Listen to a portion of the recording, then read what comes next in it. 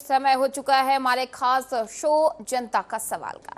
इसमें बात करेंगे आज यूपी में मची धर्म और जाति पर सियासत को लेकर। एक तरफ लगातार कहा यह जा रहा है कि इस जाति के वोट काटे जा रहे हैं और दूसरी तरफ ये कहा जा रहा है कि जाति जाति मत करियो, हिंदू एकता की बात कीजिए। दरअसल मुख्यमंत्री योगी आदित्यनाथ और राष्ट्रीय स्वयंसेवक संघ यानी कि आरएसएस प्रमुख मोहन भागवत के बुधवार को लखनऊ के निराला नगर स्थित सरस्वती शिशु मंदिर में अहम मुलाकात हुई और इस दौरान दोनों के बीच करीब आधे घंटे तक प्रदेश के सामाजिक और सियासी हालातों पर बातचीत हुई। इस मुलाकात को प्रदेश की राजनीति और आने वाले समय में होने वाले बड़े फैसलों के लिहाज से काफी महत्वपूर्ण माना जा रहा है। हालांकि दोनों के बीच लगभग ये 30 से 40 मिनट तक बैठक जो हुई है, इसका एजेंडा सार्वजनिक नहीं किया गया। दरअसल मोहन भागवत द्वारा लगातार हिंदू एकता पर जोर दिए जाने के मद्देनजर इस बैठक को महत्वपूर्ण जरूर माना जा रहा है, क्योंकि ये मुख्यमंत्री के हालिया भाषणों के सुर में से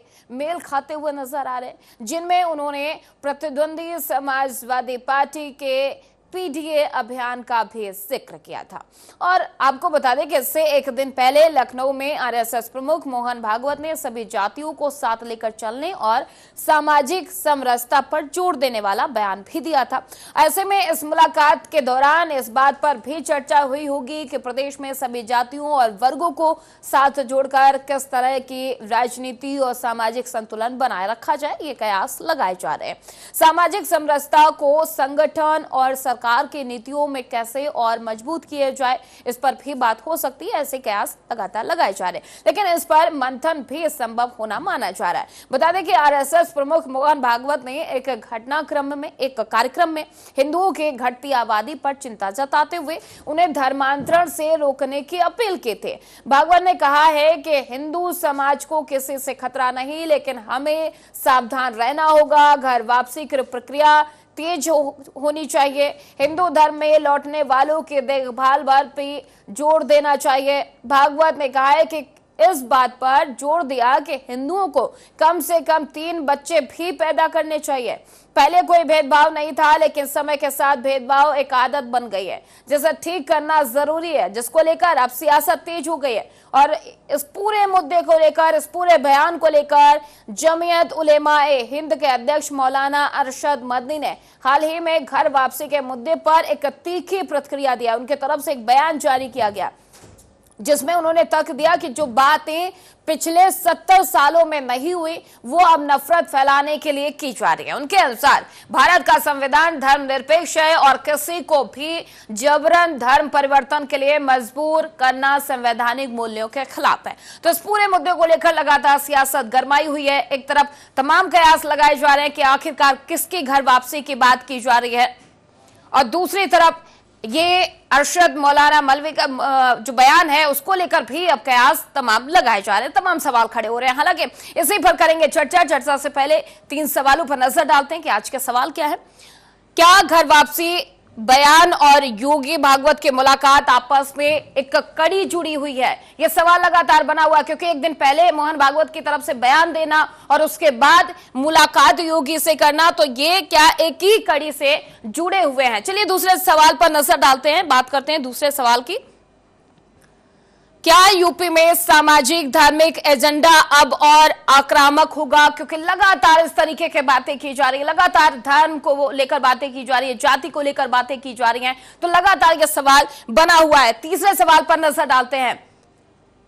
2027 की रणनीति में जनसंख्या और धर्म परिवर्तन बड़ा मुद्दा बनने जा रहा है। यह लगातार सवाल बना हुआ है, बड़ा सवाल है, क्योंकि एक तरफ सत्ता की चाबी किसके हाथ में जाएगी, इसको लेकर तमाम सवाल, तमाम मुद्दे उठाए जा रहे हैं, चाहे फिर एसआईआर में वोट करने को लेकर हो, तमाम जातियों के वोट करने को लेकर हो, या फिर दूसरी तरफ ये बात उठना कि हिंदुओं को एकजुट करना है, जाति क्या होता है, घर वापसी करवाई जाए, तीजी से घर वापसी करवाई जाए। तो इस तरीके के बयान एक बार फिर से उत्तर प्रदेश की जमीन पर तैरते हुए नजर आ रहे हैं। लेकिन अब ऐसे में कयास ये लगाया जा रहा है कि क्या 27 का चुनाव सिर्फ जाति और धर्म पर ही होगा, या फिर विकास, शिक्षा, स्वास्थ्य जैसे मुद्दे भी आगे आएंगे? हालांकि सत्ता पक्ष हो या विपक्ष हो, इस तरीके के बयानबाजी लगातार की जा रही है।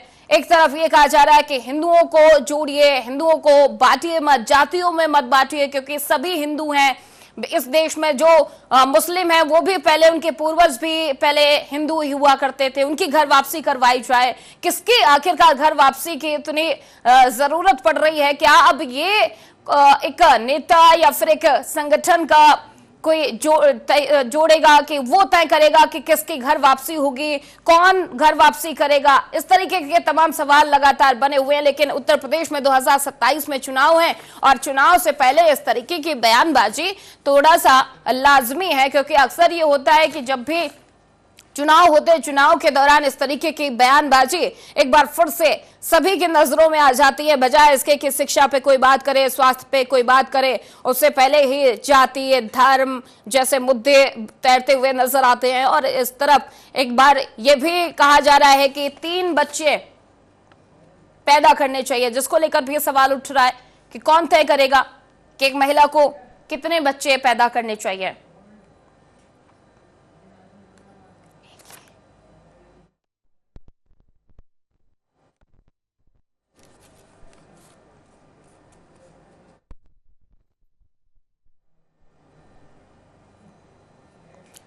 और इसी पर करेंगे चर्चा में हमारे साथ तमाम मेहमान जुड़ेंगे, लेकिन उससे पहले हमारे साथ हाजी नाजिम खान, राष्ट्रीय प्रवक्ता पीस पार्टी के, जुड़ चुके हैं। बहुत बहुत स्वागत है हाजी जी आपका टीवी 100 पर। आपसे ही शुरुआत कर लेते हैं क्योंकि कुछ ही देर में और भी प्रवक्ता हमारे साथ जुड़ेंगे। कैसा लगा ये फार्मूला आपको हाजी जी, जो मोहन भागवत की तरफ से दिया गया कि जल्दी से घर वापसी करवाई जाए? किसकी घर वापसी की बात हो रही है, क्या लगता है आपको हाजी जी? हाँ आर्य जी, मेरी आवाज आप तक आ रही है? जी जी। हाँ आर्य जी, देखिए सबसे पहले टीवी 100 के चैनल के माध्यम से मैं सभी देशवासियों को पीस पार्टी की जानिब से माह रमजान की तहे दिल से मुबारकबाद पेश करता हूँ और अल्लाह से दुआ करता हूँ कि मुल्क के अंदर हमेशा अमन व सुकून बना रहे। जो गंगा जमनी की तहजीब की दुआई हम सब देते हैं वो बनी रहे और हिंदू मुस्लिम भाईचारा हमेशा कायम रहे। और रही बात, अब ये मैं आपके टॉपिक पे आ जाता हूँ जो आपका टॉपिक है।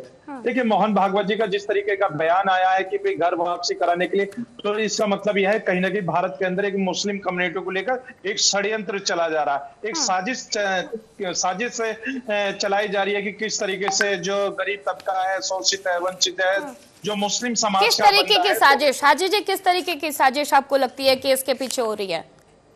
हाँ देखिए, बिल्कुल जाहिर सी बात है, उन्होंने कह दिया कि अब घर वापसी इनकी जल्द से जल्द कराए, तो ये एक साजिश ही तो एक नजर आती है कि भाई मुस्लिम समुदाय के अंदर जो गरीब तबका है, जो शोषित है, वंचित है, दलित है, तो उसको किसी भी तरीके से घर वापसी कराई जाए। तो इस तरीके का एक फार्मूला बनाया जा रहा है। तो ये 2027 में जिस तरीके का उत्तर प्रदेश के अंदर चुनाव है, चुनाव को देखते हुए इस तरीके का एक नैरेटिव सेट करा जा रहा है और मुस्लिम कम्युनिटी ठीक है हाजी जी, ठीक है हाजी जी, आते हैं आपके पास। इस बीच रोहित सक्सेना जी भी हमारे साथ जुड़ चुके हैं, बीजेपी का पक्ष रखेंगे। बहुत बहुत स्वागत है रोहित जी आपका। और शुरुआत आपसे ही कर लेते हैं, जवाब दीजिए हाजी जी के सवाल का। कह रहे हैं कि साजिश हो रही है गरीब मुसलमानों के खिलाफ, उनको एक तरीके से उन पर प्रेशर बनाया जा रहा है घर वापसी का। हर हर महादेव, वंदे मातरम जी। मुझे देखिए पता नहीं क्यों ऐसा लगता है जब ये मुस्लिम पक्षधर कोई बैठता है तो इस तरह की बातें करता है। आप मीडिया में मुझे बताइए, जब से भी आप मीडिया में एक मामला आपके संज्ञान में आया हो, आपके चैनल ने चलाया हो कि किसी भी मुस्लिम बेटी को जबरदस्ती धर्म परिवर्तन का दबाव दिया गया? एक मामला। और लगभग रोज मामले आप चला रहे होते हैं कि हिंदू बेटियों पर दबाव बनाया जा रहा है, उनको झूठ आइडेंटिटी बताई गई, उसके बाद धर्म बदलने का दबाव। एक मुझे बताइए। दूसरी बात, पिछली सरकारों में आपने देखा पूरे के पूरे हिंदू मोहल्ले खाली करा लिए जाते थे। 2014 के बाद मुझे एक घर बताइए किसी मुस्लिम भाई का किसी हिंदू संगठन ने खाली करा? एक घर, मैं मोहल्लों की बात नहीं कर रहा हूं, मुझे एक घर बताया जाए। गजब बात करते हैं आप। आते हैं हाजी जी, आते हैं हाजी जी, आते हैं। देखिए समस्या क्या होती है इन लोगों के, गंगा जमनी तहजीब की बातें तो करना ये जानते हैं लेकिन उसको फॉलो करना नहीं चाहते। मुझे बताइए, नवंबर 2019 को माननीय सुप्रीम कोर्ट का न्यायालय का निर्णय आ गया था विवादित ढांचे के मुद्दे को लेकर के। उसके बाद फिर बाबरी मस्जिद बनाएंगे, ये गंगा जमनी तहजीब है। अरे एक बार मामला खत्म हो गया था, दोबारा उस बात को करने क्या, ये गंगा जमुनी तहजीब थी। अरे आप कहते भाई ठीक है, कोर्ट का निर्णय आ गया, इसके बाद सारा मामला रोहित जी, हम बात कर रहे हैं उस पे, हम बाद में कभी किसी और दिन डिबेट कर लेंगे, हम बात कर लेंगे। मैं ओवरऑल बात कर रहा हूँ, मैं ओवरऑल, मैं किसी एक मुद्दे को लेके बात नहीं कर रहा हूँ, मैं कह रहा हूँ गंगा जमुनी तहजीब। अच्छा, अभी एक मुस्लिम बेटी को आपने देखा जब वो कांवड़ उठा रही थी, कैसे कैसे वक्तव्य आए मौलानाओं के, फतवे के, कि मुस्लिम नहीं है। मतलब कोई हिंदू अगर दरगाह चला जाता है तो गंगा जमुनी तहजीब होती है, लेकिन कोई मुस्लिम बेटी अगर कांवड़ उठा ले रही है। अच्छा रोहित जी, तो एक तस्वीर साफ कर दीजिए, फार्मूला क्या है घर वापसी का, आपका फार्मूला क्या है? कोई मुसलमान लड़का हाथ में कलावा बांध ले तो उसको पीट दिया जाता है, कोई मुसलमान लड़का मंदिर चला जाए तो उसको पीट दिया जाता है, लगातार ऐसे मामले आते हैं, बखूबी आप भी जानते हैं। तो आपका फार्मूला क्या है घर वापसी का? वो जिन मुसलमान लड़कों की आप बात कर रहे हैं, कभी उनसे नाम पूछा है आपने? गुड्डू, पप्पू, टिंकू, बबलू ये बताते हैं, कभी बताया अरबाज है, शहजाद है, हामिद है, ये नाम बताया आपने? आपने गुड्डू, पप्पू, टिंकू कह करके बच्चियों को बता दिया, हाथ में कलावा बांध के आप घूम रहे हैं। लेकिन अगर मुझे बताइए, अगर वो मंदिर जा रहा, मैं कह रहा हूं मुस्लिम बेटी ने कांवड़ उठाई ना, आपने भी चलाया ना चैनलों में, क्या हुआ? तो यहां गंगा जमुनी तहजीब नहीं है, यहां तो आपने धर्म, मेरा धर्म। समस्या क्या है? देखिए मैं आपको बताऊं, बहुत बहुत स्पष्ट है इसके लिए।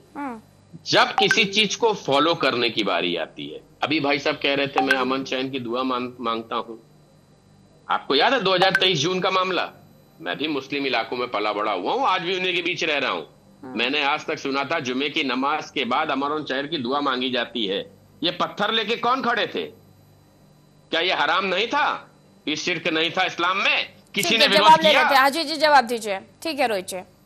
हाँ देखिए, अभी किस तरीके से भाजपा के नेता ने बहुत सारी बातें करी। देखिए पहले मैं बाबरी मस्जिद का जिक्र करूंगा, क्योंकि इन्होंने बाबरी मस्जिद का जिक्र करा। तो देखिए ढांचे का किया, मैंने ढांचे का किया, तो फिर फैसला किस बात के ऊपर आया था? और रही बात ये, सुन लीजिए, बाबरी मस्जिद का जो फैसला सुप्रीम कोर्ट ने दिया था, हम लोगों ने स्वीकार करा था, लेकिन सुप्रीम कोर्ट के जो पॉइंट थे उनको भली भांति पूरा भारत जानता है। जो उन्होंने कहा था कि भी देखिए यहाँ पे बाबरी मस्जिद के अंदर जो है मूर्तियां जो अनलीगल तरीके से करी गई हैं, बहुत सारी इसके, लेकिन मैं आपके टॉपिक पे आता हूँ कि भी अभी इन्होंने कहा कि देखिए बुरखे वाली अगर कावड़ लेके आ जाती है तो इन्हों को हंगामा हो जाता है। अगर वही बुरखे वाली अगर कॉलेज के अंदर एजुकेशन के लिए प्राप्त करने के लिए जाती है तो इनको बड़ी दिक्कत हो जाती है, लेकिन वो कावड़ उठा लेती है। अरे तो हाजी जी, स्कूल तो बराबर समानता का अधिकार देते हैं ना, स्कूल में भी अगर आप ये धर्म को जोड़ेंगे तो कैसे हो जाएगा हाजी जी? हाँ आर्य जी सुन लीजिए, एक मुजफ्फरनगर के अंदर सुन लीजिए, देखिए जब बात पूरी होगी तो जितना समय उन्हें दिया भाजपा वालों को उतना समय मुझे भी दीजिए। हाँ दे रहे हैं, आपको पूरा समय मिला हुआ है हाजी जी, आप ही से जवाब ले लें। हाँ, मुजफ्फरनगर के अंदर एक कॉलेज था, वहां पर एक इवेंट हुआ था, काफी समय पहले बात है, वहां पर बुरखे के अंदर रैंप हुआ था। यानी कि बुरखे के अंदर रैंप तो पसंद है, लेकिन अगर बुरखे के लिए साथ में अगर बेटी अगर एजुकेशन प्राप्त करने के लिए जाती है तो वहां पर दिक्कत हो जाती है। और रही बात यह कि भी ये बता दीजिए, आपको लगभग 11 साल से ऊपर हो गए केंद्र के अंदर, आपने 2 करोड़ प्रतिवर्ष नौकरियां देने का वादा किया था। बता दीजिए कि 2 करोड़ प्रतिवर्ष नौकरियां में आपने 11 साल से ऊपर हो गए, कितनी आपने नौकरियां दी हैं? आपने भारत को स्मार्ट सिटी देने का वादा किया था, बताइए कितनी स्मार्ट सिटी भारत के अंदर मौजूद है? आपने महिलाओं की सुरक्षा की बात करी थी, तो बता दीजिए कितनी महिलाएं सुरक्षित है? अंकिता भंडारी सुरक्षित है? मेरठ में हमारी एक दलित महिला बहन थी जिसकी हत्या होगी, क्या वो सुरक्षित थी? मनीषा वाल्मीकि जो हाथरस कांड है हुआ था, जहां रात के अंधेरे में उसका अंतिम संस्कार कर दिया, क्या वो हमारी बहन बेटी सुरक्षित रही? उन्नाव की बेटी के साथ किस तरीके का मामला बना, क्या वो सुरक्षित रही? बिहार के अंदर हीना परवीन के साथ क्या किस तरीके की हरकत हुई, उसकी हत्या होगी, बताइए। हाँ, और दूसरी बात एक और, जब यहाँ पे बात आई, मैंने सीधी पूछी, तो मैं इनसे एक चीज पूछता हूँ, अगर हम रोजगार की बात इनसे करते हैं आर्य जी, तो ये कहते हैं कि हमने 80 करोड़ लोगों को राशन दिया। भाई हम कहते हैं कि 80 करोड़ लोगों को आपने रोजगार क्यों नहीं दिया? आपने 80 करोड़ में, और फिर अगर इनसे बात करते तो कहते हैं कि हमने योजनाएं चलाई और मुसलमानों को भी दी। नहीं, सवाल तो पूरा होगा ना। देखिए जब आपने कहिए तो मैं तो सवाल इनसे कर रहा हूँ भाई, अगर इनसे हम सवाल करते हैं तो ये कहते हैं कि मुसलमानों को हमने ठीक है हाजी जी, हाजी जी आते हैं आपके पास इस बीच हमारे साथ और भी, ठीक है हाजी जी आते हैं आपके पास इस बीच हमारे साथ और भी गेस्ट और भी मेहमान जुड़ चुके हैं, उनका भी तारुफ करवा देते हैं। चंचल कुमार सपा प्रवक्ता हमारे साथ जुड़ चुके हैं और आलोक पांडे जी राजनीतिक विश्लेषक भी हमारे साथ जुड़ चुके हैं। चंचल जी, आपको कैसा लगा ये भागवत जी का फार्मूला कि घर वापसी करवाइए, जल्द से घर वापसी करवाइए और जो मुस्लिम हैं वो भी हिंदू हैं भारत में और सभी को 3 बच्चे भी पैदा करने चाहिए, कैसा लगा फार्मूला चंचल जी? इससे अमन भी रहेगा, शांति भी रहेगी, चैन भी रहेगा देश में। अब क्या बताऊं, सबसे पहले तो मैं ये बयान जब मैं सुना कि भागवत जी ने कहा कि 3 बच्चे पैदा करना चाहिए, तो वही शायद ऐसा उनका बयान मुझे जहां तक समझ में आ रहा है कि असली हिंदू वही जो 3 बच्चा पैदा करे। तो अब अगर आप मुझे बताओ कि 3 बच्चे जो पैदा करने वाले लोग आदरणीय भागवत जी क्यों नहीं कर उन्होंने बच्चे अपने जीवन में पैदा किए, और हमारे आदरणीय प्रधानमंत्री जी के पास अब तो इसका मतलब असली वो भी नहीं है, असली हिंदू की बात अगर हम करें तो, और हमारे मुख्यमंत्री जी उनको भी तो करना चाहिए था, शादी करना चाहिए था। मैं एक बात पूछना चाहता हूं कि ये नफरत फैलाने वाले लोग, आरएसएस का केवल एक काम है कि डिवाइड एंड रूल।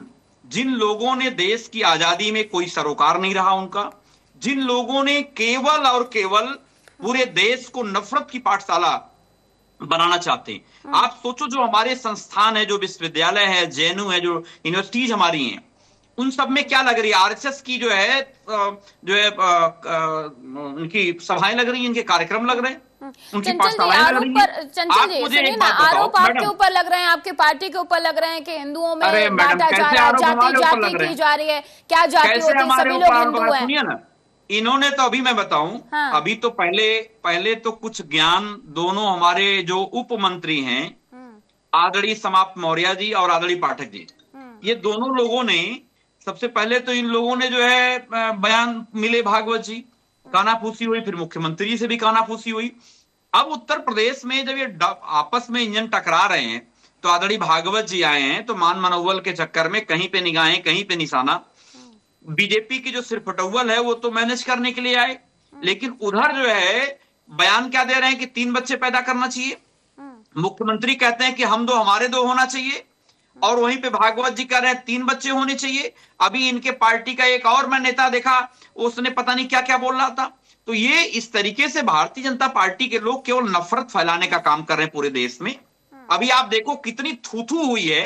एक तरफ जो है एआई इंटरनेशनल समिट हिंदुस्तान करा रहा है, और सोचो उसमें किस लेवल की थू-थू हुई है, कितनी इंटरनेशनल बेइज्जती हुई है, अभी तक के इतिहास में शायद कभी हुई हो। आप इस लेवल की बेइज्जती, और देश ऐसे ऐसे चीजें देख रहा है। आप सोचो एक देश का राष्ट्राध्यक्ष कहता है कि मोदी मुझे जानता है कैसे खुश करना है। कितना बड़ा अपमान है, जरा मुझे बताओ। वो कहता है कि मैं जो चाहूंगा, जिस देश से चाहूंगा, जिस देश का ट्रेड कराऊंगा भारत देश को। आपने मेरे सवाल का जवाब दिया ही नहीं, जलेबी की तरह गोल गोल गोल गोल घुमा रहे हैं। आप सवाल पूछिए, मैं जवाब दूंगा मैडम। चंचल जी, आपके पार्टी पर आरोप लगते हैं कि आप जो ये लिस्ट जारी करते हैं ना कि इतने लोगों की वोट कट रहे हैं, कह रहे जातियों में क्यों बांट रहे हैं? सभी लोग हिंदू हैं, क्यों ये लोगों में दरार डाली जा रही है? क्यों जाति जाति खेला जा रहा है? जाति खत्म हो चुकी है धीरे धीरे। लोग अपने आप को हिंदू बता रहे हैं, कह रहे हिंदुओं में बांटने का काम कर रहे हैं आप लोग, आपके पार्टी ऐसे आरोप लग रहे हैं। मैं बता रहा हूँ, सुनिए। वो कौन लोग थे जो 80-20 की बात करते थे? वो कौन लोग थे जो क्या नाम है जाति को जाति, धर्म से धर्म की लड़ाने की बात करते थे? वो कौन लोग हैं जो मंदिर निर्माण में हमारे देश की प्रथम जो है जो हमारे देश के प्रथम नागरिक महामहिम राष्ट्रपति को दोनों कार्यक्रमों में नहीं बुलाया? वो कौन लोग थे जिन लोगों ने देश को नफरत की आग में सदा झोंकने की बात करते हो? अभी इनका एक मुख्यमंत्री, सिरफिरा मुख्यमंत्री, मुसलमानों के लिए क्या क्या आग उगलता है, क्या उसके खिलाफ कोई कार्रवाई होती है? इनका एक सांसद लोकसभा के अंदर न जाने क्या क्या शब्द प्रयोग करता है, कटवे, मुल्ले, भड़वे, न जाने क्या क्या बोलता है। ये नफरत फैलाने वाले लोग समाजवादी पार्टी को ज्ञान ना दें, हमें इनके ज्ञान की जरूरत नहीं है। ठीक है, हम समाजवादी लोग इसका जवाब हम संदीप जी से लेंगे। सबसे पहले हम लोग राष्ट्रवादी हैं, सबसे पहले हम लोग देश हमारे लिए पहले है, लेकिन भारतीय जनता पार्टी के लिए सबसे पहले क्या है? सबसे पहले नफरत। सबसे पहले ये अंग्रेजों के चेले चपाटे हैं। ये क्या है? इनका इतिहास पढ़िए। ठीक है चंचल जी, इसका जवाब हम संदीप जी से लेंगे। ओके डन चंचल जी, आते हैं आपके पास, इसका जवाब संदीप जी से लेंगे। लेकिन उससे पहले हमारे साथ आलोक जी लगातार जुड़े हुए हैं, राजनीतिक विश्लेषक हैं, राजनीति को बारीकी से। रुक जाइए चंचल जी, पूरा मौका मिलेगा। चंचल जी रुक जाइए, झंडे का अपमान किया वो लोग ज्ञान दे रहे हैं। अरे चंचल जी रुक जाइए, आलोक जी आपकी बात पे चंचल जी रुक जाइए, आपका जवाब संदीप जी रोहित जी से लेंगे, वो देंगे आपका जवाब। लेकिन उससे पहले आलोक जी हमारे साथ जुड़े हुए हैं। आलोक जी, आप राजनीति को बारीकी से समझते हैं, बखूबी समझते हैं, ये बयानबाजी चुनाव से महज कुछ दिन पहले देना, क्या समझते हैं आपके? हिंदुओं को बांटो मत, हिंदुओं को जातियों में मत बांटो, 3 बच्चे पैदा करो, ये देखा जाए, ये समझा जाए आलोक जी कि सभी पार्टियां सिर्फ और सिर्फ राजनीतिक रोटियां सेकने का काम कर रहे हैं ये जाति और धर्म के नाम पर? आलोक जी, ये भारतीय जनता पार्टी का अपना एक नियम है कि जब भी कोई चीज गड़बड़ हो जाता है तो उसे हिंदुत्व वाले मुद्दे को आगे कर दो। यूजीसी के मैटर भारतीय जनता पार्टी ने जिस तरह से सवर्णों के साथ अत्याचार, अनाचार, दुराचार जो कहा जाए किया है, जिसमें यूजीसी बिल क्या कहता है? वो ये कहता है कि जो सवर्ण है वही शोषक होगा। उसके बाद जिस तरह से पूरे देश में राजनीतिक भूचाल आया, उस भूचाल को भारतीय जनता पार्टी मैनेज नहीं कर पा रही है, इसीलिए वो अपने मुद्दे के फिर से डाइवर्ट करने की कोशिश कर रही है। फिर वो मुद्दा लेकर के आ रही है जिसमें लगता है कि इसकी साथ जो उसने गलती की, जो उसको नुकसान क्योंकि इस देश का सवाल भारतीय जनता पार्टी के अगेंस्ट में खड़ा हो गया है। इसलिए अब सवालों को मनाने का तरीका जाए, तो मंडल और कमंडल दोनों को एक साथ लेने की, चलने की कोशिश करती है। इस समय वो मंडल के चक्कर में कमंडल को फिर आगे करने की कोशिश कर रही है, क्योंकि मंडल ने भारतीय जनता पार्टी को राजनीतिक नुकसान बनाने की भूमिका खड़ी कर दी है। देश का ध्यान फिर डाइवर्ट करना है। इस देश का जो सवर्ण है, जो सड़कों पर उतरा हुआ है, वो उसका ध्यान डाइवर्ट करना है, उसे उस विरोध करना है। तो फिर लग गए हिंदुत्व की बात करना। और भाई तो चंचल जी कर वो भी सही है, जो हमारे यहाँ कहावत है कि वो कहा जाना पिए पर जिसकी कभी न फटी फटी बेवाई, जिसने शादी नहीं की, जो लोग बयान कर रहे हैं भाई तो शादी नहीं है, शादीशुदा नहीं, बच्चे नहीं पैदा किए, खुद शादी नहीं किए, 3 बच्चे पैदा करो। अरे ये खुद शादी करो, बच्चे पैदा करो, 1 दर्जन तुम पैदा करते तो दूसरे से कहते 3 पैदा करो। फिर विवाह नहीं करो बेटे, दूसरे के लिए कहो तुम शादी करो। तो ये जो भारतीय जनता पार्टी की नीति है, मेरा अपना मानना है यूजीसी के मुद्दे पर भारतीय जनता पार्टी ने जिस के साथ विचार किया है, उसके हिंदुत्व के मुद्दे को ला करके वो सिर्फ और सिर्फ इस देश के एक बहुत बड़े वर्ग का ध्यान डाइवर्ट करना चाहते हैं। पहली बात तो ये है। और दूसरी बात, अगर आप देखें भारतीय जनता पार्टी सवर्णों की कितनी विरोधी है। अभी बजट आया इस देश में ओबीसी को भी पैसा मिला बजट में, एजुकेशनल, SC ST को भी मिला, मुसलमानों को भी मिला, लेकिन सवर्णों को 0 दिया बीजेपी ने, नरेंद्र मोदी ने, अंडा शून्य हेल्प है सवर्णों की। ठीक है आलोक जी, पार्टी को जिस वोट पर वो खड़ी जिंदा हुई वो उसके साथ भी खड़े नहीं रहते। ठीक है आलोक जी, जवाब ले लेते हैं इसका। रोहित जी, ठीक है आते, चंचल जी आएंगे आपके पास, लेकिन रोहित जी से जवाब ले लेते। रोहित जी जवाब दीजिए। देखिए, अभी हमारे समाजवादी पार्टी के भाई कह रहे थे हम लोग राष्ट्रवादी हैं, अतीक को सपोर्ट करने वाले राष्ट्रवादी हैं। पुलिस वालों को जब वो बंद करके मारता था, उसके खिलाफ FIR ना लिखने के लिए मुख्यमंत्री दबाव बनाता था, वो राष्ट्रवादी है। और इफ्तार के लिए केवल सरकारी बजट का एलोकेशन होता था, किसी सनातनी धर्म के लिए न कन्या पूजन के लिए, कन्या भोज के लिए, कांवड़ियों के लिए, श्रावण के लिए, किसी भी हिंदू त्योहार के लिए कोई बजट नहीं सैंक्शन होता था। लेकिन ये राष्ट्रवादी है, क्योंकि ये केवल जो है रोजा इफ्तार का पैसा दे रहे थे, इससे राष्ट्रवाद जन्म लेता है। अगर ये मुस्लिमों की पैरवी कर रहे हैं तो ये सेकुलर है, लेकिन अगर कोई भी पार्टी हिंदुओं की पैरवी कर रही है तो वो कम्युनल हो गई है। लेकिन रोहित जी सुनिए ना, हिंदू हो या मुस्लिम हो, वो खुद डिसाइड करेगा ना कि उसको किस धर्म में रहना है। आजादी मिली हुई है उसको, संविधान हमारी पूरी आजादी देता है कि आर्या चतुर्वेदी को पूरा हक है कि वो अपना आर्या चतुर्वेदी पूरा नाम लिखे, रोहित सक्सेना जी को पूरा हक है कि वो रोहित सक्सेना जी रहे, और हामिद साहब को पूरा हक है कि वो हामिद रहे। या फिर आप लोग डिसाइड करेंगे कि किसकी घर वापसी करवानी है, तेजी लाइए? किसने ये कहा कि आप फोर्सफुली कराइए? ये तो इस्लाम का तो एक इतिहास रहा है, जब भी स्वीकार कराया गया है हमेशा जो है चाबुक के दम पे, तलवार के दम पे कराया गया है। ये तो एक इतिहास में दर्ज है, मैं तो नहीं कह रहा हूँ, ये ऐसा तो इतिहास में हम लोगों ने पढ़ा है। आज भी जो बच्चियां कह रही हैं, मैंने तो आपको कहा ना, मुझे एक हिंदू बच्ची का उदाहरण, क्या ऐसा ही है? कह रहे हैं आप में होता था ये फोर्सफुली कंप्लीट। मुझे कंप्लीट होने दिए, ठीक है रोहित जी। दूसरी बात, हम लोग केवल एक ही बात कह रहे हैं कि भगवत जी ने कहा 3 बच्चे पैदा करो, 3 बच्चे, उनका पूरा स्टेटमेंट किसी ने पढ़ा सुना? उनका पूरा स्टेटमेंट है कि जिस भी राष्ट्र में 3 से कम बच्चे होते हैं उसमें जनसंख्या का संकट होता है। आपको पता है? आपने क्यों नहीं पैदा कर रहे? 1 मिनट, अरे रुक जाइए भाई, रुक जाइए। अरे मेरे भाई, अपने तो पहले करो। आपकी बारी में आएगा, आप बोलिएगा, रुकिए। वो चूल्हे की बात, चाइना 20 साल पहले सबसे युवा देश माना जाता था। आज चाइना सबसे बुजुर्ग देश है। देखो, भारत उसी राह पे बढ़, आज सबसे बड़ा युवा योगदान भारत में है। 65% हमारी आबादी युवाओं की है। और अगर उन्होंने ये कहा है, उस कैलकुलेशन को ध्यान में रखते हुए जिसको हम अपने सामने देख रहे हैं, तो उसमें उन्होंने तो ये नहीं कहा फोर्सफुली करो, उन्होंने बहुत कैटेगरिकली कहा कि अगर 3 बच्चे नहीं होंगे तो भविष्य में जनसंख्या का संकट पैदा होता है, और वही देश जो आज सबसे युवा देश है कल सबसे वृद्ध देश होगा। इसमें तो मुझे नहीं लगता उन्होंने साइंटिफिक तौर से कोई बात कही, गलत कही है कि केवल 3 बच्चे कह दिए, 3 बच्चे कान पकड़ के दौड़ लिए, नहीं कि 3 बच्चे। पूरा आप स्टेटमेंट पढ़िए, और ये हमारे सामने एग्जाम्पल है। रोजगार की बात कर रहे थे भाई साहब हमारे सपा वाले, जो बेरोजगारी भत्ता बांट रहे हैं, रोजगार की बात कर रहे हैं।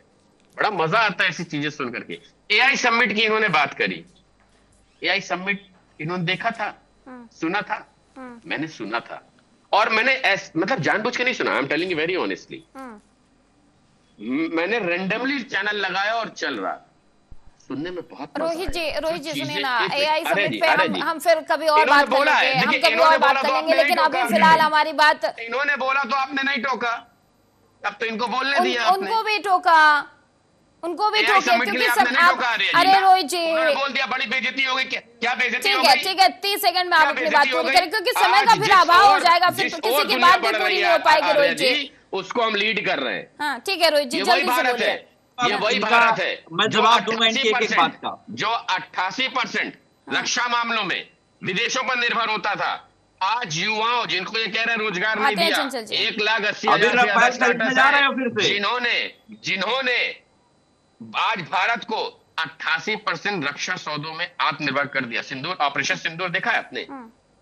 उसमें कितने ऐसे इक्विपमेंट्स यूज हुए जो हमारे देश के युवाओं द्वारा, जो अपनी डिग्री लेने के बाद रोजगार के लिए रोहित जी जवाब ले लेते हैं चंचल जी से। चंचल जी कुछ कहना चाह रहे हैं? ओके रोहित जी, आर्य जी आते हैं हमें। रोहित चंचल जी आपके पास आने से पहले हम हामिद जी के पास जाते हैं। हामिद जी जवाब दीजिए, आपके धर्म के लोग, हमारे 2 दर्जन कहें तो ठीक है, और 3 इधर कह दे जाए कि सभी को 3 बच्चे पैदा करने, तो इसमें दिक्कत क्या है? हाँ आर्य जी देखिए, मैं बड़ी जिम्मेदारी के साथ एक बात कहना चाहता हूँ। देखिए किसी भी मुस्लिम समाज ने हिंदू भाइयों को नहीं रोका, चाहे वो 2 करें, 10 करें, 15 करें, 20 करें, उनकी निजी मामला है, और निजी मामले को हम लोग हस्तक्षेप नहीं कर सकते। और रही बात ये कि जिस तरीके की अभी यहाँ पे इन्होंने कहा कि तलवार के जोर पे, या इन्होंने इस तरीके का कि जबरन धर्म परिवर्तन की बात करी, तो मैं इनको बता दूं कि कुरान शरीफ की आयत जो है 256 तिलका रसूल 3 पारा है, जिसमें लिखा हुआ ला इकरा फिद्दीन, यानी कि किसी भी उसमें जबरन नहीं है। जब मेरा कुरान के अंदर मना है कि जबरन नहीं है, तो फिर ये जो लोग अगर जबरन की बात करते हैं तो मेरे कुरान को अच्छी तरीके से धर्मांतरण के कितने मामले आते हैं हाजिम जी? देखते हैं आप, धर्मांतरण के कितने मामले आते हैं, नाम बदलकर लड़कियों को फंसाया जाता है। क्या आप इससे वाकिफ नहीं है क्या हाजी जी? आप इससे वाकिफ नहीं है कि उसने अपना नाम सोनू मोनू रख लिया और फिर वो निकलता है मुस्लिम, लड़के से शादी करता है, उसके साथ गड़बड़ता की जाती है, क्या कहेंगे उस पर? धर्मांतरण हो रहे हैं या नहीं हो रहे, मानते हैं आप? हाँ आर्य जी, आप धर्मांतर की बात करते हैं तो मैं घर वापसी की बात करता हूँ। ये घर वापसी और धर्मांतर दोनों एक ही तो है। भी वहाँ धर्मांतरण का नाम हो गया, या तो फिर आप मोहन भागवत जी घर वापसी की बात कर रहे हैं, तो इतने में इतना दर्द क्यों फिर? अगर आप भी घर वापसी की बात करते हैं तो मोहन भागवत जी भी घर वापसी की बात कर रहे हैं। हमने हाँ आर्य जी, हमने कभी किसी को घर वापसी की बात नहीं करी। हमने देखिए, हम लोग कहते हैं कि लकुम दीनुकुम वली दीन, भी आपकी आस्था आपके साथ और हमारा दीन, हमारा यकीदा हमारे साथ। हम तो आपकी आस्था का भी सम्मान करते हैं और अपने मजहब इस्लाम को भी मानते हैं। हम तो देखिए वो लोग हैं, लेकिन यहाँ पर जिस तरीके का तर्क अभी आपने दिया, तो मैं ये कहना चाहता हूँ कि मोहन भागवत जी ने जिस तरीके से कहा है कि भाई घर वापसी, तो भाजपा के नेता बैठे हैं, तो मैं इनसे पूछना चाहता हूँ ये घर वापसी वाला कौन सा ऐसा मैनिफेस्टो है जिसमें लोभन है, क्या है, किस तरीके का मामला है कि घर वापसी यहाँ पर कराने के माहौल क्रिएट करा जा रहा पूरे देश के अंदर। अगर क्योंकि मेरा मुद्दा तो संविधान से चलता और सबको आर्टिकल 25 उसके रिलीज की परमिशन देता, तो फिर यहाँ पर घर वापसी के नाम पर मुस्लिम समाज के साथ इस तरीके का तुष्टिकरण क्यों? तो ये भी एक सवाल बनता है। लेकिन यहाँ पर फोर्सफुली थोड़ी हो रहा है घर वापसी, फोर्सफुली थोड़ी कराने की बात कही जा रही है। कह रहे हैं जिसका जो आना चाहता है, जो अपने दिल से घर वापसी करना चाहता है, उसको करिए, उसका ख्याल रखिए। हाँ देखिए, बिल्कुल देखिए, अभी आपने कहा तो देखिए मेरठ की एक घटना मैं बता देता हूँ। अभी जल्दी की बात है, मेरठ की घटना 13 फरवरी में शादी हो रही थी। आकांक्षा लड़की का नाम था, साबिर लड़के का नाम था। दोनों के परिवार जानते थे कि ये मुस्लिम है, वो बहुत समुदाय है, दोनों जानते हैं, लेकिन शादी कर रहे थे। हिंदू संगठन वालों ने जाके बवाल मचा दिया, उनकी शादी को रोक दिया गया, पूरे देश ने देखा। और रही बात अभी आपने कहा कि भी नाम बदल कर उसके पीछे की भी तो वजह है, उसके पीछे भी तो तमाम वजहें हैं। अभी जो लड़की वो कांवड़ लेके गई, उसके बाद आपकी तरफ से तमाम कितने बयान आए, फतवा जारी कर दो, ये कर दो, वो कर दो। आप लोग भी तो उसी नक्श कदम पे चलते हुए नजर आते हैं ना हाजी जी। हाँ आर्या जी, देखिए अभी आप बुरखे की बात करते हैं, तो बुरखे की बात में मैं कह देता हूँ कि वो खुद उसका इंटरव्यू है। कभी वो कुछ कहती है कि जी अभी मैंने शादी नहीं करी है, इनसे मेरे 2 बच्चे हैं, मैं इनके साथ रह रही हूँ। हाजी जी वो मेरे साथ लाइव जुड़ी थी टीवी 100 पर, वो मेरे साथ, उन्होंने बाकायदा बोला कि मन्नत मानी थी, मन्नत पूरी होने के बाद वो कांवड़ लेके गई हैं बुरका में, और उसके बाद इस तरीके की बयानबाजी आना, तो यही लगता है कि आप सभी लोग एक ही नक्श कदम पर चलते हुए नजर आते हैं। रोहित जी आएंगे आपके पास, लेकिन चंचल जी से जवाब ले लेते हैं। चंचल जी आर्य जी एक चीज और अभी यहाँ पे इन्होंने 65% युवाओं को इन्होंने कहा था कि रोजगार के लिए आगे आ रही, तो मैं इनसे पूछना चाहता हूँ कि 69,000 उर्दू शिक्षकों की बहाली अभी तक आप लोगों ने उत्तर प्रदेश में क्यों नहीं करी? अब 65% युवाओं का बेरोजगार होने का मतलब, तो ये बहुत बड़ा परसेंटेज पहुंच जाएगा। अब ये बता दीजिए 11 साल में आपने 65% जो युवाओं की बात करिए बेरोजगार के, उनको आपने कितने रोजगार दिए? ये सवाल है हम लोगों का। ठीक है जी, जवाब ले। चंचल जी जल्दी से अपनी बात रखिए। देखिए बीजेपी वाले, इनका एक नारा है, मेरा झूठ सबसे मजबूत। ये आरएसएस कहता है कि एक झूठ को अगर बार बार बोला जाए तो सच हो जाता है। ये ट्रेंड किया जाता है इनके प्रवक्ताओं नेताओं को। ये चाइना की बात कर रहे हैं, चाइना को बताने सबसे बुजुर्ग देश है। अरे मेरे भाई, जो देश 1990 में लगभग हिंदुस्तान के बराबर की जीडीपी थी, आज आपको पता होना चाहिए, शायद आपको जानकारी भी नहीं होगी। आप लोग फिर मुद्दे से भटकते हैं, फिर वापस लाना पड़ता है। अभी हम धर्मांतरण और घर वापसी की बात करें, उनको भी टोका था, रोहित जी को भी मैंने टोका था, रोहित जी को चंचल जी टोका था। अभी इस पे बात कर लेंगे, किसी और दिन बात कर लेंगे मैडम। ये चाइना का एआई डॉग ला करके कितनी शीशा लेदर कराया इन लोगों ने। अंत में जो है इनका, जो इनके मिनिस्टर को डिलीट करना पड़ा, बकायदा मंत्रालय को डिलीट करना पड़ा, वो ट्वीट, वो वीडियो डिलीट करनी पड़ी। सफाई भी आ गई, उस पे मिसअंडरस्टैंडिंग जो हुई थी उसको, तस्वीरों को साफ कर दिया गया। चंचल जी हमें फिलहाल अभी मैडम बीजेपी के जितने नेता प्रवक्ता हैं, वो 2 लोगों के नाम लेते हैं, एक अतीक और एक मुख्तार। इन लोगों की औकात नहीं है ये कि धनंजय सिंह का नाम ले लें, ब्रिजेश सिंह का नाम ले लें। जिस दिन ये मुख्यमंत्री के सजाती माफियाओं का नाम ले लेंगे, उस दिन बीजेपी वाले कान पकड़ के उठा के इनको बाहर फेंक देंगे। मैं बता रहा हूं, जान लीजिए। अगर ये रोहित सक्सेना जी बैठे हैं, अभी अगर इनके मुंह से अगर ब्रिजेश सिंह का नाम निकले, मैडम सुन तो लो, जवाब तो सुन लो, जितना इन्होंने सवाल पूछा था। यही ब्रिजेश सिंह का नाम, जिनका नाम दाऊद इब्राहिम से जुड़ा था, आपको याद होगा, ये मैं नहीं कह रहा हूं, ये खुद रिपोर्ट, हमारी खुफिया रिपोर्ट और उसमें जांच हुई मुंबई के मुंबई ब्लास्ट में, जिनका नाम जुड़ा था, ये मैं नहीं कह रहा हूं। ये आप देख लो, उस व्यक्ति को एमएलसी बना के माननी बनाया गया है, जहां पे मुख्यमंत्री जी भी साथ में चाय पी लेते थे जेल में। मैं ये बात कहना चाह रहा हूं, इनका हिम्मत है रोहित सक्सेना की, इन जिंदा माफियाओं के नाम ले लें एक बार भी। मैडम सुनिए ना, मैडम रोहित जी, समय का बड़ा अभाव है, सारी बातें आप भी रख लेंगे तो फिर और मेहमान हमारे क्या करेंगे? आपको मौका मिलेगा, दूसरी बार भी आपको मौका मिलेगा। आलोक जी लगातार जुड़े हुए हैं, आते हैं ना चंचल जी, रुकिए ना आलोक जी। अब मेरी बात तो आई, मुझे जवाब देने के लिए आपने कहा। रोहित जी आते हैं। अभी मैं कहता हूँ मैडम, इनसे केवल एक बात कह दीजिए कि जितने भी उत्तर प्रदेश के वर्तमान के माफिया हैं टॉप 100 के, उनकी लिस्ट जारी कर दें, उसमें 80% के मुख्यमंत्री के इसका जवाब लेते हैं फटाफट, फिर आलोक जी के पास चलते हैं। दूसरी बात चंचल जी हो गया, जवाब ले लेते हैं चंचल जी। सुनिए ना मैडम, जवाब दीजिए जल्दी से। नहीं अभी मैडम पूरा जवाब तो आ जाए, तो अभी इन्होंने धर्म का इतिहास की बात करी। चंचल जी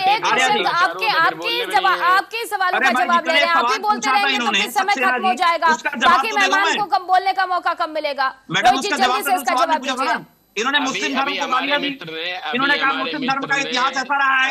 मैं इनसे पूछना चाहता हूँ कि किस धर्म की बात कर रहे हैं? इसके हमारे हिंदू धर्म में ये मनुस्मृति को मानने वाले लोग, जिसमें दलितों के साथ जो अन्याय किया, जिनमें महिलाओं को बराबरी का हक नहीं था। मैडम अगर हिंदुस्तान का संविधान नहीं होता तो आज आप टीवी डिबेट में आप बैठ कर डिबेट नहीं कर रहे हो। मजबूरन आपकी आवाज डाउन करनी पड़ेगी। आप दूसरों के बारे में टर्न में बोलेंगे, फिर वो आपके टर्न में बोलेंगे, ऐसे समय खत्म हो जाएगा, दूसरे मेहमान हमारे नहीं बोल पाएंगे। रोहित जी जल्दी से जवाब दीजिए चंचल जी की बातों का। अरे रुक जाइए। अभी हमारे एक मित्र ने जो पीस पार्टी के, उन्होंने कुरान का एक आयत की बात कही।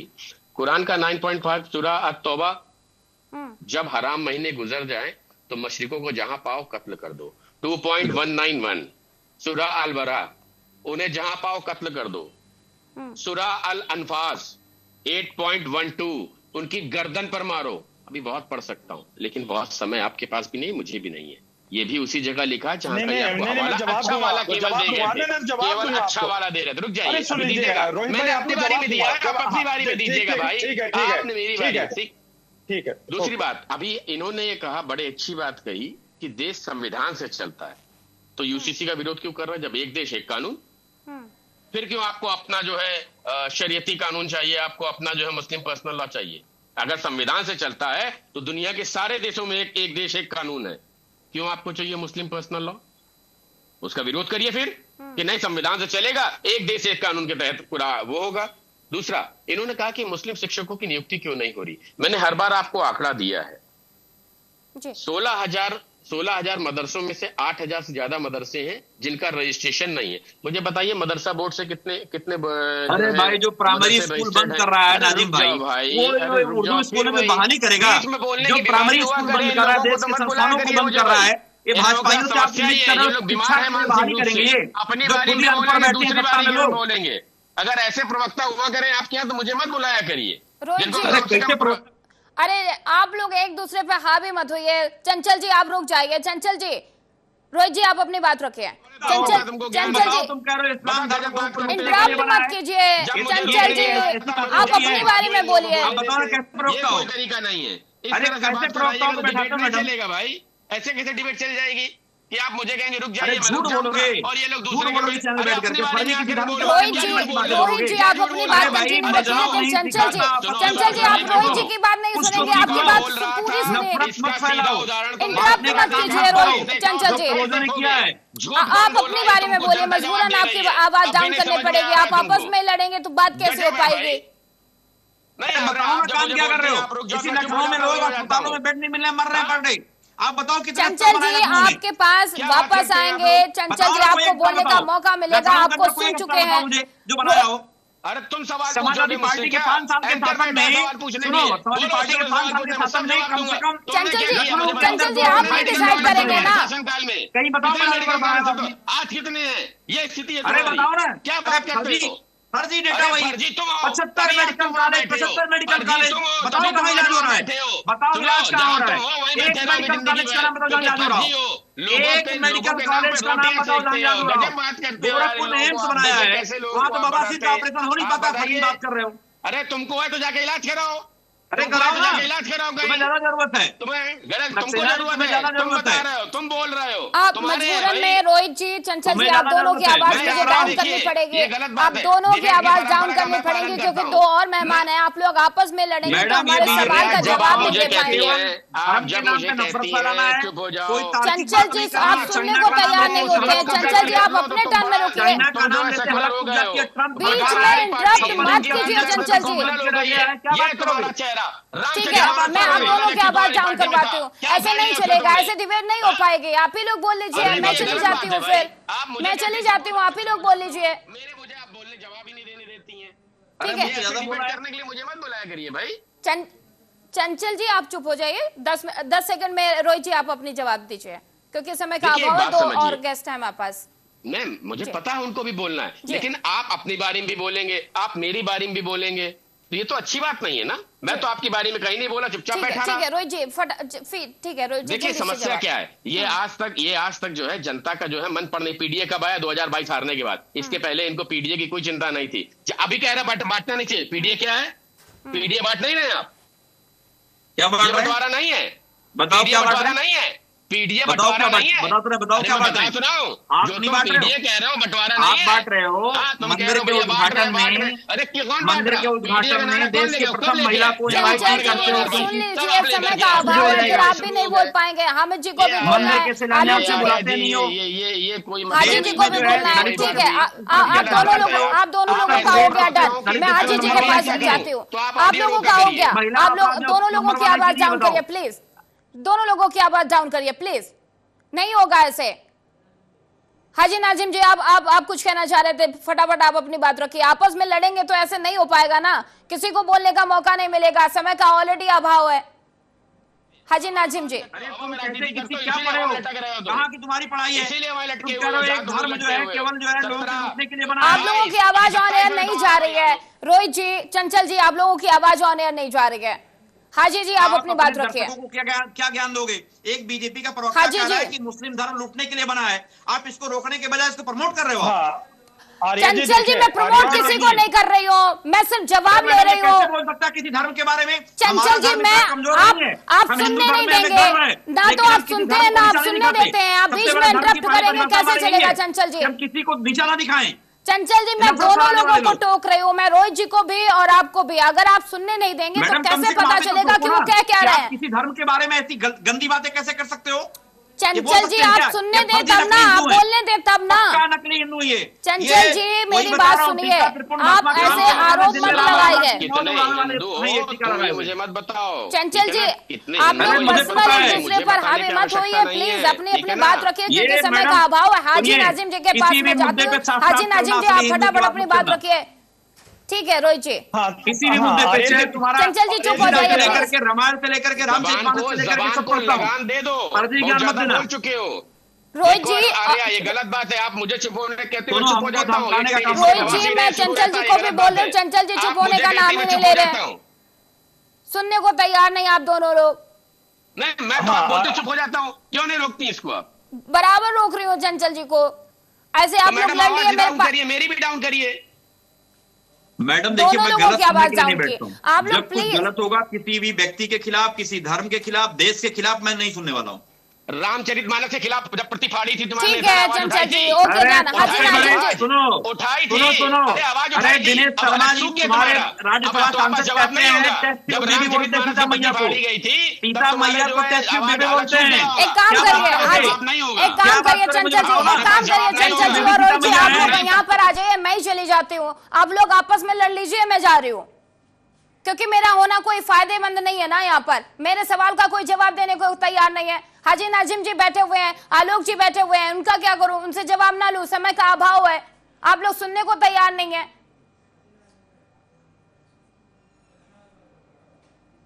बहुत बहुत धन्यवाद आप सभी लोगों का हमारे साथ जुड़ने के लिए, टीवी 100 के साथ जुड़ने के लिए। लेकिन ऐसे ही बहस यहाँ पर भी जारी है और उत्तर प्रदेश में भी कुछ ऐसी ही तस्वीरें निकलकर सामने आ रही। एक दूसरे के सुनने के लिए कोई तैयार नहीं है, लेकिन आरोप प्रत्यारोप का दौर लगातार जारी है। एक तरफ हिंदुओं के घर वापसी की बात की जा रही है और दूसरे तरफ पीडीए जैसे मुद्दे उठाए जा रहे हैं। आप बने रहिए हमारे साथ, क्योंकि टीवी 100 पर खबरों का सिलसिला जारी है।